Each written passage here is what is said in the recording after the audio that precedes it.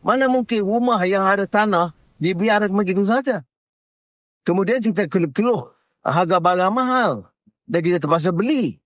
Jadi beli di pasar tani satu hal, harga yang relatif lebih murah. Tetapi mengapa tanah-tanah hijau yang banyak tak boleh digunakan untuk tanaman? Ini soal yang kita mesti jawab dan kita mesti kempen secara lebih meluas.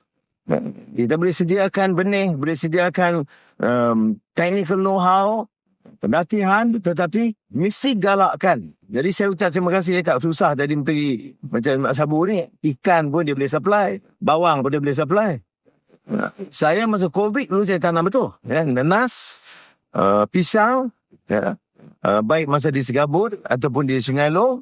Kalau pisang, betik, nanas, itu jamin dengan sayur. Sayur asing, kalau orang Kedah kata. Orang sini panggil sayur manis. Lepas tu saya kata, sentiasa memikir kaedah baru.